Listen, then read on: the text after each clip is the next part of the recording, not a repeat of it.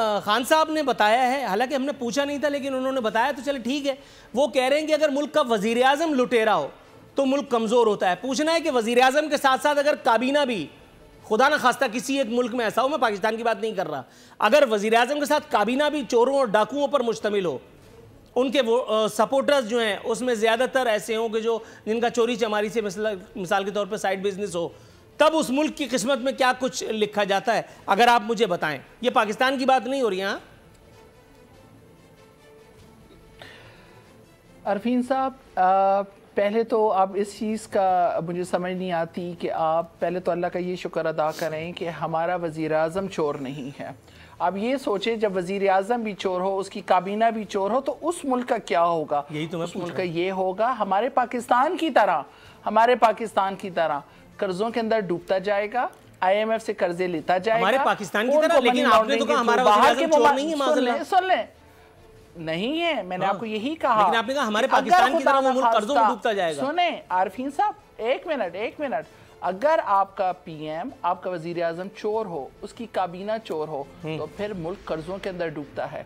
IMF से कर्जे लिए जाते हैं मनी लॉन्ड्रिंग के थ्रू, वो पैसा बाहर ऑफशोर कंपनियों में बनाया जाता है, और हम लोग कर्जे नहीं ले रहे। करें कि इस दफा जो अल्लाह तबारक तआला, आरफीन साहब बात सुन लेना प्लीज, इस दफ़ा अल्लाह तबारक ताला ने जो आपको वज़ीर आज़म दिया है वो एटलीस्ट चोर नहीं है।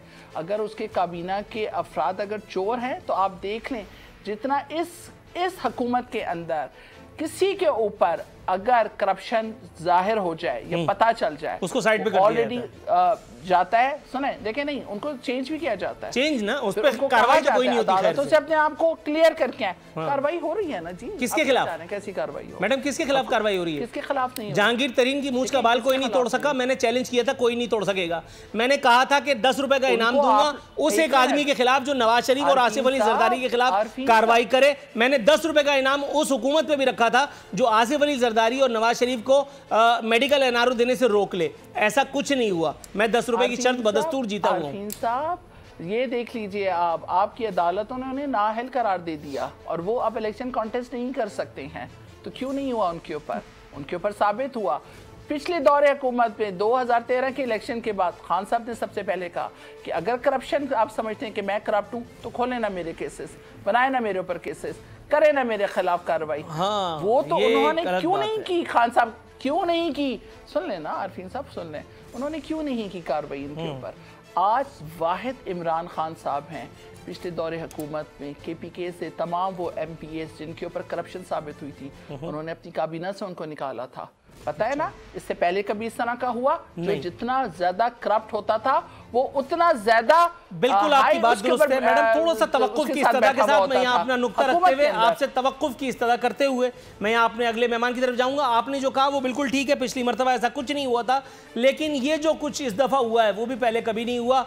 जहांगीर तरीन चूंकि उनके जहाज़ में भर भर के अरकान असम्बली की शॉपिंग हुई थी, मुमकिन अरकान असम्बली की वो हुकूमत तश्कील पाई थी जिसके खुमियाजा आज हम भुगत रहे हैं, तो इसलिए जहांगीर तरीन की मूंछ का बाल भी कोई नहीं उखाड़ सका और ना उखाड़ सकेगा। जहांगीर तरीन साहब की अतात और ताबेदारी का आलम यह है, चूंकि वो एक बिजनेसमैन है, इसलिए वो कभी भी इमरान खान साहब से, इमरान खान बल्कि आप समझ रही होंगी, कभी भी उनसे पंगा नहीं लेंगे, क्योंकि उनको पता है कि चलती हुई रोजी पे लात मारने का सिला क्या हो सकता है। सिला को इन्वर्टेड कॉमास में समझिएगा। बयान आ चुका मैडम, है थोड़ा सा तवक्कुफ अगर आप करें जी, इसी बयान का जायजा लेंगे।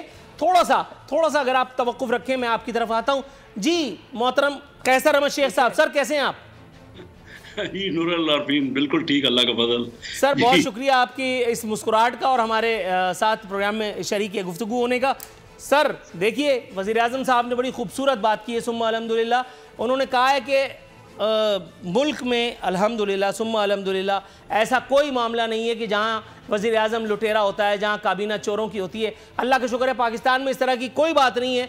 ये अलग बात कि हमारे यहाँ भी चोर डाकू जो है वो पकड़े नहीं जा रहे, उन पर इंक्वायरी रिपोर्ट्स आती हैं, तहकीकाती रिपोर्ट्स बनती हैं, जिसके ऊपर कोई थोड़ा सा इल्ज़ाम आ जाता है, थोड़ा को इन्वर्टेड कॉमास में समझिएगा, उसको बिस्मिल्लाह करके साइड पर लगा देते हैं और उसके बाद कहते हैं नए वाले से आजा बच्चा अब तू शुरू हो जा।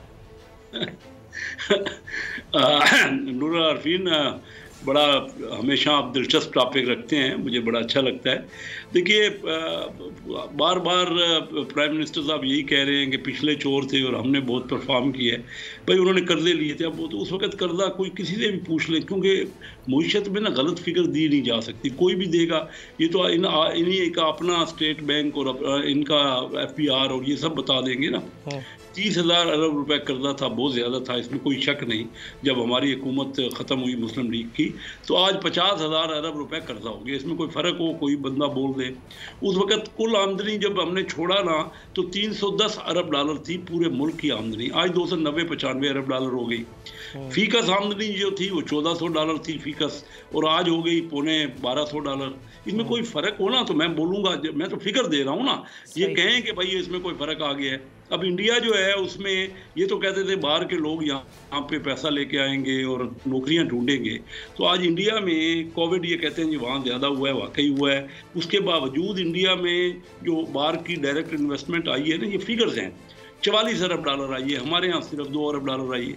अब ये आप बताइए कि कर्जा फीकस जो था जब हमने छोड़ा तो 1,30,000 रुपए खुद इमरान खान साहब कहते थे कि जो बच्चा पैदा होता है 1,30,000 रुपए का मकरूज होता है। आज वो 2.25 लाख या 2,30,000 का मकरूज हो गया है।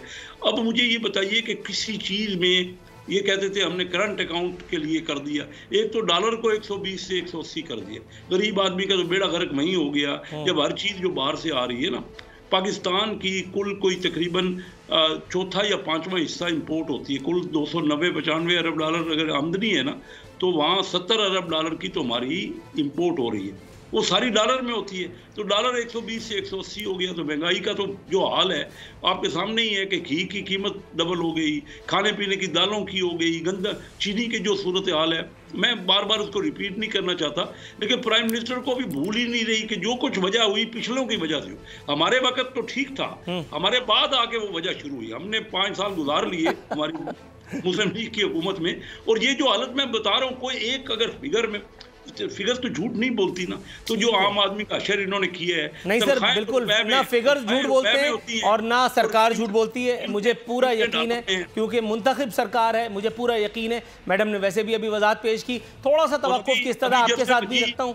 सर मैं अभी आपकी तरफ आता हूँ, उनके सामने अगर आप मुझे थोड़ा सा वक्त दें, मैं थोड़े से वक्फे के बाद हाजिर होता हूँ। अखुनज़ादा चट्टान साहब हमारे साथ शरीक गुफ्तगू होने के आरज़ूमंद हैं। चट्टान साहब अस्सलाम वालेकुम। वालेकुम सलाम। सर बहुत माजरत, आपको होल्ड पे रखना पड़ा, लेकिन जो इंकशाफात इस एक प्रोग्राम में हो रहे हैं मेरा ख्याल है आपके गोश गुजार करता चलूँ। सर खान साहब ने यह भी फरमाया कि एक वक्त ऐसा ज़रूर आएगा जब लोग रोज़गार ढूंढने के लिए पाकिस्तान आएंगे। सर खान साहब लेट चल रहे हैं, रज़ा बाकर एंड कंपनी तो आ गई ना पाकिस्तान रोज़गार के लिए। ये अलग बात कि उनके रोज़गार लगने से गरीबों की नहीं, मिडिल क्लासियों की और बहुत सारे और लोगों की दिहाड़ियाँ रोज़गार जो है वो मारे गए। क्या कहेंगे सर?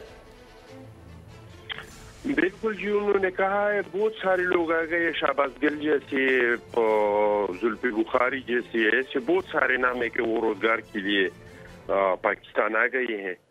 और कभी कभी ये बहुत सच भी बोलता है, जिस तरह के अभी उन्होंने कहा है कि जब मुल्क का वजीर आजम चोर हो तो मुल्क कमजोर हो जाता है।